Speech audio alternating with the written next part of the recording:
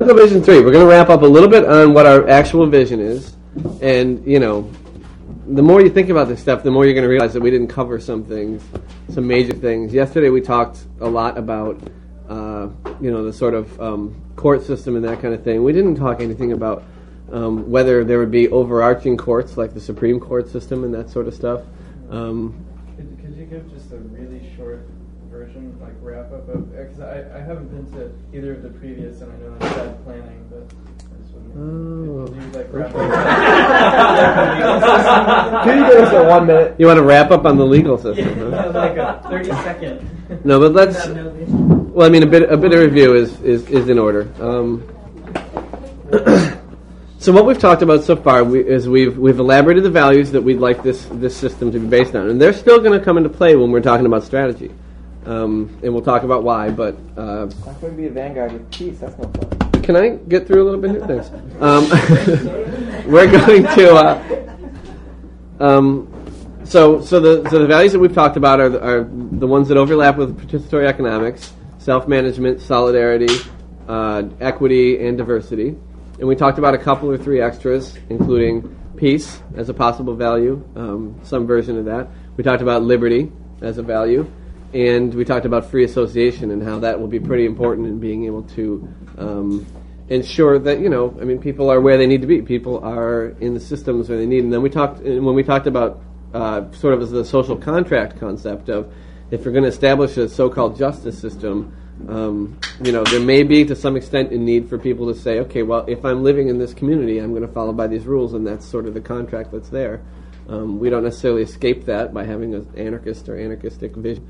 So we talked about legislative bodies, direct democracy at the community level, and then how those bodies go beyond. We talked about a few different NITO decision-making methods that if you missed it, then you're not going to know how to make decisions from now on. There's one that I definitely want to, another one that I want to address today that I think is kind of interesting. And then we talked about new forms of policing. We talked about adjustments, or significant adjustments that can be made to the sort of current conception of a court system in order to ensure that we don't have overly aggressive prosecution, that we have fairer trials. And then we talked about what do we do with people who have been convicted of a crime, the philosophy of punishment, and those sorts of things. Some part of this was hilarious, I guess. It's the last day. It's really going to be. It's okay. It's all right. It's only slightly disconcerting. So today we want to talk about information in a free society, because information is one of the most dangerous elements in society. If freedom isn't guaranteed, and the ability to seek out information and provide information isn't guaranteed, we're going to run into a problem. And no matter what kind of systems we put in place, economic or political, without free information and the free sharing of ideas, education, media, etc., we're screwed. If we don't know what we're doing, then no matter what system is in place to do it through, we're going to act against our own interests. So to me, information and the sharing of information in society is all about guaranteeing that we have the ability to determine our own interests, that we have the ability to determine common interests through dialogue, through expression, and that we have the ability to act on that. And that's where the political system comes in, is once we've got that information. However, the political system also has to sort of maybe come in at certain points and make sure that we get that information. So the two key elements of information in a free society, information in any society, are going to be media, the communications media, and education. We're going to have radically different approaches to these things in a new society, but some of the same problems could still possibly creep up. Okay, when we're talking about media, when we're talking about information, what's the most important element that we understand in this society and that we're going to look to in a free society? Ability for everyone to have access. Yeah, access and protection of Civil liberties. Truth? Freedom of speech. Woo! Well, freedom of speech and the ability to arrive at a truth if there is one, or to be able to recognize multiple versions of truth and that sort of stuff. But yeah, the ability to get everything out there. And I think the basic thing is going to be a guarantee of free speech. Now, what's different about our free society and the sort of political system that we've been talking about, and what we sort of know we're headed toward through all these social changes in the different spheres and in society today, and I'm particularly thinking of the government. Now, the government guarantees free speech so that who can't prohibit free speech? The government itself. So first of all, what we want to do is when we're building social institutions and political institutions in particular, those are the primary ones that will have the power to restrict free speech, especially with a participatory economy in place, where no matter even if we don't do anything to guarantee free speech and we don't do anything to sort of subsidize free speech, which we'll kind of be talking about in a minute, a participatory economy gives people access to be able to get a voice out to some extent. I'm not sure if it'll be sufficient, so we need to talk about some supplements. But really, we're worried about a government prohibiting speech. We don't want a system that has the ability to do that.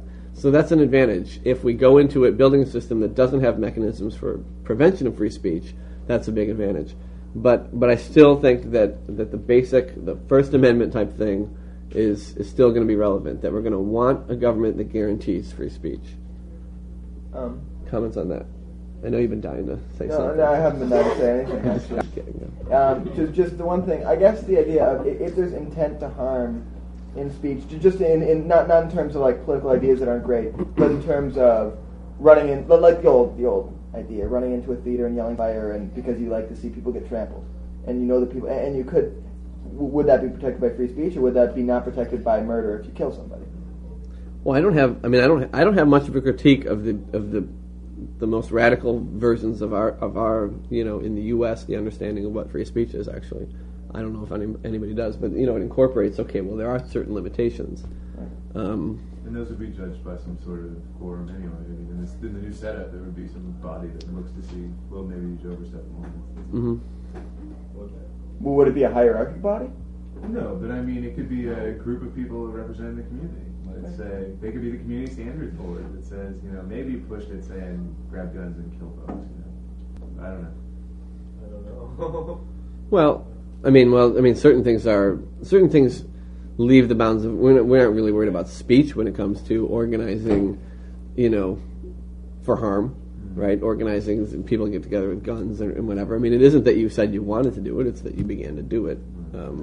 So I don't know. I think some of these things leave the realm of speech, and but there is the purely speech-oriented act of yelling fire in a crowded theater. Now, is this a common thing in our society? I mean, I don't remember the last time that happened. we use these hypotheticals to demonstrate, and it's good. We always use hypotheticals in order to, these are the things that Noam Chomsky hates, right? He was really upset about this for some reason, but I think that he also responds to them very well. We need these. We need these exercises in what if, in order to demonstrate where the sort of limitations of our philosophy are, that's how we know that we need to patch something. Okay, so all these patches we've been talking about, when we see that there's a hole in our political system or even our political philosophy, we've got to patch it somehow. Doesn't mean everything's going to come out neat and pretty, but generally we're heading in a particular direction